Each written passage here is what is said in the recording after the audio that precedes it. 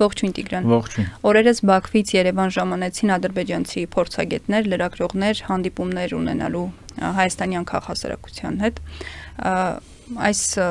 իրադարձությունը բուռն քննարկում ստացավ հանրային տիրույթում եւ հիմնականում մարդիկ նշում էին, որ Ադրբեջանում քաղաքասարակություն աստվածագոյություն չունի եւ հարցականի տակ էին դնում, որքանով են նպատակահարմար առհասարակ նման հանդիպումներ ունենալը, ինչ է դա մեզ տալու։ Քո կարծիքն է հետաքրքիր։ Այո, իրականում այս քննարկումը Հայաստան գոյություն ունի վերջին տարիների ընթացքում, հատկապես Ղարաբաղյան երկրորդ պատերազմի մեր պարտությունից հետո, արդյոք նպատակահարմար է հանդիպել մարդկանց հետ, որոնք ուղղակիորեն վերահսկվում են նախագահական ադմինիստրացիայի կողմից, Ադրբեջանի իշխանությունների կողմից, եւ այս հարցի վերաբերյալ երկու հիմնական տեսակետ մոտեցում գոյություն ունի։ Առաջինը այն է, որ հանդիպելով այս մարդկանց հետ մեծ հաշվով որևէ օգուտ դրանից չես ստանում, միակ քիչ թե շատ դիվիդենդը, որ կա այս տիպի հանդիպումներից, դա ինֆորմացիայի փոխանակումն է, այսինքն գիտես գոնե թե ինչ են մտածում Ադրբեջանի իշխանամերձ շրջանակներում, դրանից բացի լուրջ ազդեցություն չկա, որովհետև ես օրինակ հետևում եմ նաև այսից հետո արձագանքներին, շատերը նշում են, որ դե տեսեք այս մարդիկ ինչ որ ազդեցություն կարող են ունենալ Ադրբեջանում տեղի ունեցող գործընթացների վրա, մտածողության վրա, այս մարդիկ որևէ ազդեցություն չեն կարող ունենալ որևէ բանի վրա, այս մարդիկ պարզապես կատարում են հրահանգներ, հիմնականում նախագահական ադմինիստրացիայի կողմից, այլ մարմինների կողմից, եւ եթե այսօր հրահանգը այն է, որ կարող եք գնալ շփվել հայերի հետ, մի քիչ մեղմել ձեր դիսկուրսը, օգտագործել օրինակ տեղանուններ, որոնք չեն գրգռում հայաստանյան կողմից, օրինակ Հայաստան ժամանած փորձագետներից մեկը տարիներ շարունակ Երևանը Իրևան էր անվանում, հիմա այո, այդ փոփոխությունը տեղի ունեցել, ավելի նորմալ բառապաշար է օգտագործում, բայց պատճառը այն չէ, որ նա հանդիպել է հայերի հետ, ինչ որ փոխանցում է գտել եւ այդ իսկ պատճառով սկսել է ավելի քաղաքակիրթ ձևով իրեն պայել, պատճառը այն է, որ պարզապես կա այդպիսի հրահանգ, հիմա մենք Վաշինգտոնից հետո մասնավորապես մենք տեսնում ենք, որ կարծես թե կողմերը փորձում են ինչ-որ վստահություն կառուցող միջոցներ, confidence building measures իրականացնել առնվազն սիմվոլիկ առումով, որպեսզի ի ցույց դնեն, որ հակված են ավելի շատ գնալ խաղաղության ճանապարհով, այլ ոչ թե պատերազմի ճանապարհով։ Եվ երկրորդ մոտեցումը այն է, որ այս մարդկանց հետ պետք չէ ընդհանրապես որևէ կերպ առնչվել, որովհետև վերոնշյալ պատճառներով դրա ազդեցությունը շատ մեծ չի եւ ավելի լավ է օրինակ շփվել ադրբեջանցի դիսիդենտների, ակտիվիստների հետ, որոնք այո Ադրբեջանում չեն ապրում, որոնք լուրջ ազդեցություն ունեն հանրային կարծիքի վրա նույնիսկ եւ որոնք նաեւ մարգինալիզացված են ադրբեջանական հասարակությունում, այսինքն նրանց դիտարկում են որպես օտար տար, բայց այդ առումով առնվազն կարելի է խաղաղության իրական դիսկուրս տարածել առնվազն տարբեր հարթակներում, բայց ինչպես արդեն նշեցի, կան այդ սահմանափակումները, որ նրանք չեն գտնում երկրում եւ այլն։ Իմ կարծիքով, եթե համեմատում ենք այս երկու մոտեցումները, իհարկե երկու տեսակետներ իրավունք ունի գոյություն ունենալ եւ իրականում պետք է նշել, որ պետք չէ թիրախավորել մարդկանց, ովքեր այս կամ այն ձևաչափերով հանդիպում են ադրբեջանցի, լինի դա իշխանամերձ փորձագետների հետ կամ էլ ավելի անկախ մարդկանց հետ, որովհետև այս շրջանում այնուամենայնիվ երկխոսությունը ավելի կարևոր է, քան դրա բացակայությունը, բայց ես ճիշտն ասած մեծ տարբերություն չեմ տեսնում։ Այսինքն, եթե հիմնական փաստարկը այն է, որ արտերկրում ապրող ավելի լիբերալ հայացքներ ունեցող, ազատական հայացքներ ունեցող ադրբեջանցիները որևէ ազդեցություն չունեն հանրային դիսկուրսի վրա կամ տեղյակ չեն Ադրբեջանում տեղի ունեցող գործընթացներից, իրականում այս երկրորդ խմբի փորձագետների պարագայում էլ, ինչպես արդեն նշեցի, նույն իրավիճակն է։ Այսինքն մարդիկ աշխատում են հրահանգով։ Եթե այսօր հրահանգը այն է, որ պետք է ավելի խաղաղասիրական նարատիվներ տարածել, նրանք տարածելու են։ Եթե վաղը իրավիճակը փոխվի, եթե Ադրբեջանը ցանկություն ունենա ու քաղաքական որոշում ունենա Հայաստանի դեմ ինչ-որ գործողություններ իրականացնել, իրավիճակը էսկալացնել, այս մարդիկ կրկին վերադառնալու են իրենց համար շատ ավելի ընդունելի եւ շատ ավելի նորմալ գծի մեջ։ Ամենաշատը այս այցի հետ կապված մարդկանց վրդովեցրել էր մի ներկայացուցչի ներկայությունը Երևանում, խոսքը էկոակտիվիստ կնոջ մասին է, որին նախկինում տեսել ենք տեսանյութերով այդ ակցիայի մասնակցելիս, սա ինչի հետ է կապված, այս արդյոք ինչ որ ֆիլտրի բացակայություն էր, թե ում է պետք հրավիրել, թե անզգուշության արդյունք էր, արդյոք պետք է առհասարակ այս թեմայի վրա կենտրոնանալ, թե ում ենք բերում այնտեղից, այսպես ասած։ Տես, ես չգիտեմ ինչ պատճառներով է այդ անհատը հայտնվել ադրբեջանական պատվիրակության մեջ, երևի ճիշտ կլինի լսել հենց այդ միջոցառման հայկական կողմի ներկայացուցիչներին եւ մասնավորապես կազմակերպիչներին, այսինքն միգուցե կա հավանականություն, որ հայկական կողմը տեղյակ չէր օրինակ պատվիրակության կազմից կամ ներկայացրել էին օրինակ պատվիրակության կազմը, տեղյակ չէին թե ով է այդ կինը, այսինքն լավ չեն ուսումնասիրել, բայց ընդհանուր առմամբ այդ կնոջ արկայությունը այս այցի հետ կապված բոլոր դրական սպասելիքները զրոյացրել են, որովհետև եթե մենք հետևում ենք հանրային արձագանքին, մեծ ամասամբ բացասական է եւ այդ բացասական արձագանքը իհարկե հիմնավորված է, այսինքն Երևան հրավիրել մարդու, ով անձամբ մասնակցել է Արցախի շրջափակմանը, մեծ հաշվով ոչ միայն քարոզչական աշխատանք է կատարել, ինչպես օրինակ մյուս այսպես կոչված փորձագետները, այլև ուղղակիորեն գործողություններ է իրականացրել, որոնք խորհրդանիշ է նաև ինչ որ չափով։ Այո, հանգեցրել են Արցախի էթնիկ զտմանը եւ այն հանգամանքը նաև որ պետպաշտոնյաներ են հանդիպում այդ մարդկանց ու կոնկրետ այդ անհատի հետ, սա իհարկե շատ լուրջ բաց թողում է կազմակերպիչների կողմից եւ կարծում եմ նրանք եւս կհամաձայնեն, որ սա մեծ հաշվով բոլոր դրական կամ պոտենցիալ դրական արդյունքները այս հանդիպումների այս հարցի գրեթե զրոյացրել են եւ իրականում առանց այդ երկու հասարակություններում եւ մասնավորապես Հայաստանում այս տիպի միջոցառումների նկատմամբ վստահության բացակայության պարագայում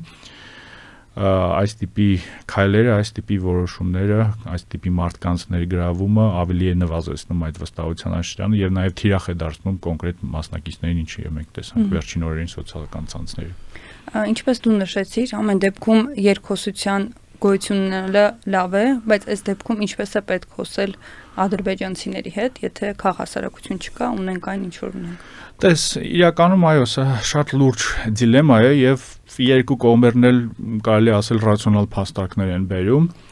Իմ կարծիքով այստեղ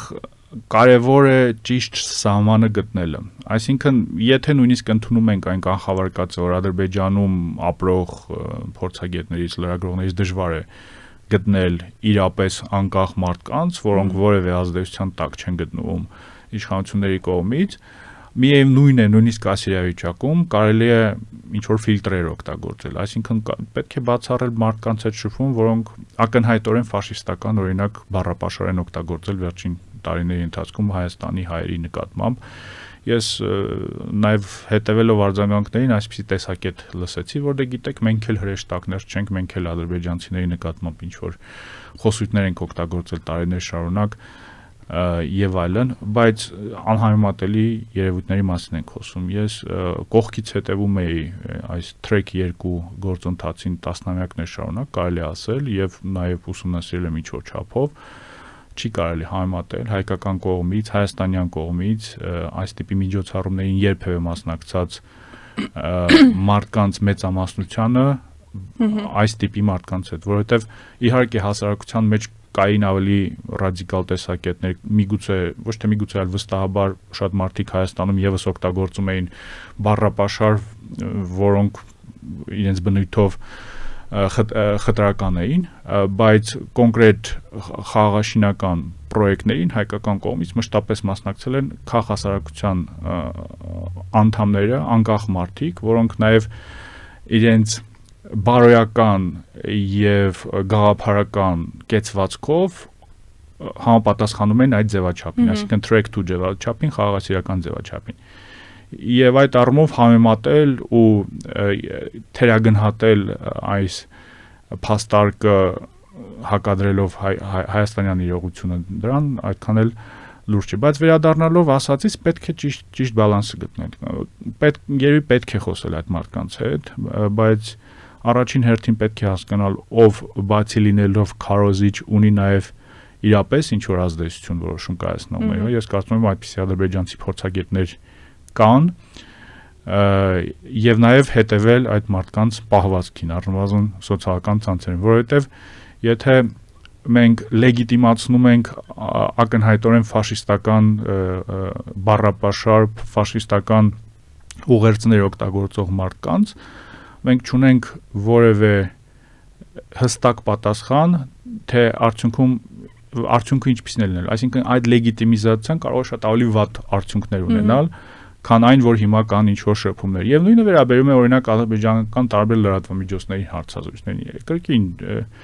այս պահին երևի նաև հայկական կողմը հետաքրքրված է այդ շփումների մեջ, բայց ես մեկ-մեկ տեսնում եմ մարդկանց, իմ կողմից նույնիսկ հարգված մարդկանց, ովքեր հարցազրույցներ են տալիս այնպիսի լրատվամիջոցների, որոնք իրենց բնույթով ֆաշիստական են։ Օրինակ կա լրատվամիջոց, որը Արցախի բլոկադայի ժամանակ ռեպորտաժ էր պատրաստել եւ նշում էր, որ Ղարաբաղի հայերը մի քանի ամիս հետո սովից դրթված շների պես գալու են Աղդամ եւ ուտելիք են մեզնից ուզելու։ Եվ հիմա հայ փորձագետները այդ լրատվամիջոցներին հարցազրույց են տալիս։ Այսինքն ինչ որ սահման այնուամենայնիվ պետք է գոյություն ունենա։ Ադրբեջանում նույնիսկ այդ պրոիշխանական հատվածում կան այնուամենայնիվ գործիչներ, որոնք այդ էթիկական սահմանները չեն հատել։ Հիմա ինչ մենք տեսնում ենք այս այցի դեպքում եւ շատ այլ դրվագներում, որ օրինակ պատվիրակության անդամներից առնվազն որոշները այդ սահմանները վաղուց հատել են, այսինքն օգտագործել են ֆաշիստական ուղերձներ, ֆաշիստական բառապաշար եւ նրանց հրավիրել Հայաստան հանդիպումներ կազմակերպել բարձրաստիճան պաշտոնյաների հետ, երևի այդքան էլ նպատակահարմար չէ։ Զրույցի վերջում անդրադառնանք նաև այսպես ասած երկխոսության մեկ այլ խողովակի մասին խոսենք։ Իլհամ Ալիևը Ղազախստանում հայտարարել է, որ ինքը բացում է Ադրբեջանի սահմանը Հայաստան տարանցիկ բեռների համար, ինչ ճանապարհի մասին է խոսքը եւ առհասարակ ոնց է գնահատում այս քայլը։ Այո, դրանից հետո Հայաստանից բարձրաստիճան պաշտոնյաների կողմից նաև հայտարարեցին, որ Ղազախստանից հենց Ադրբեջանի տարածքով ու Վրաստանով Հայաստան կներմուծվի ղազախական ծորեն, այսինքն խոսքը հենց այդ ճանապարհի մասին է, Ադրբեջան-Վրաստան, իրականում տեսականորեն երևի այլ ճանապարհներ գոյություն չունեն, միայն երևի Ռուսաստանը, եթե աշխարհագրորեն ենք նայում իրավիճակին։ Այստեղ կարևոր է թե ինչպիսի արձագանք ստացավ այս նորությունը եւ կրկին ունենք մի իրավիճակ, որ երկու բավականին ծայրահեղ արձագանքներ հնչեցին հիմնականում մեդիա դաշտում եւ քաղաքական դաշտում։ Իշխանությունները սա փորձեցին ներկայացնել որպես շատ մեծ արդյունք, նույնիսկ գրեթե ակնարկում էին, որ այդ տեսեք ապաշրջափակում է տեղի ունենում Վաշինգտոնից հետո առաջին պրակտիկ արդյունքը եւ այլն։ Մյուս կողմը շատ խիստ քննադատության ենթարկեց այս ամենը, զուգահեռներ տարան այն բանի հետ, որ նախկինում Արցախից ենք ներկրում հացահատիկ, հիմա Ադրբեջանի տարածքով ենք ներկրում, բայց ինչպես նշեցի, երկու մոտեցումներն էլ ծայրահեղ մոտեցումներ են, որովհետև այո, սա կրկին ինչպես նշեցի թողարկման սկզբում, կարելի է դիտարկել որպես վստահություն կառուցող քայլ, confidence building measure, ավելի սիմվոլիկ դաշտում է այս քայլը։ Պարզ է, որ Ադրբեջանի կողմից այս որոշումը գլոբալ առումով շատ լուրջ հարցեր, խնդիրներ այս պահին Հայաստանի համար չի լուծելու, բայց մյուս կողմից էլ դրական է, որ Ադրբեջանի կողմից ինչ որ քիչ թե շատ դրական ազդակ, դրական քայլ տեսնում ենք։ Եվ սա պետք է դիտարկել հենց այդ confidence building measure-ի վստահություն կառուցելու միջոցի քայլի տրամաբանության մեջ, ոչ ավելին։ Եվ մյուս կողմի իհարկե քննադատությունը Արցախի հետ զուգահեռ տանելը էլի հասկանալի չի, որովհետև կարծես թե հայաստանյան քաղաքական դաշտի բոլոր ներկայացուցիչները պահանջում են, որպեսզի տեղի ունենա ապաշրջափակում, եւ հիմնական քննադատությունը իշխանություններին ուղղված նաեւ այն է, որ ձեր քաղաքականությունը ի վերջո չի հանգեցնելու Հայաստանի սահմանների ամբողջական ապաշրջափակմանը։ Եվ եթե նպատակը այդ է, որպեսզի ապաշրջափակում տեղի ունենա, չեմ հասկանում, թե ինչու պետք է օրինակ անպայմանորեն քննադատել այս գործողությունը։ Իհարկե կար քննադատություն նաև հենց իշխանական հայտարարություններին, որ ինչ որ շատ լուրջ գործընթաց է տեղի ունենում, դրանք կարծում եմ լեգիտիմ քննադատություններ են, բայց ընդհանուր առմամբ փորձել հակադրել այս տարանցիկ ուղին կամ Ղազախստանից հացահատիկի ներկրումը Արցախից նախկինում ներկրված հացահատիկի հետ այդքան էլ երևի ճիշտ չէ, ընդհանրապես իմ կարծիքով իրար հետ կապ չունեցող հարցեր են։ Հիշեցնեմ նաև մեր դիտողներին, որ մենք օրինակ Ղարաբաղյան առաջին պատերազմի տարիներին Թուրքիայի տարածքով հացահատիկ ներկրում էինք, այսինքն սա ինչ որ աննախադեպ քայլ կամ աննախադեպ երևույթ չէ։ Շնորհակալ եմ Տիգրան։ Ես եմ շնորհակալ։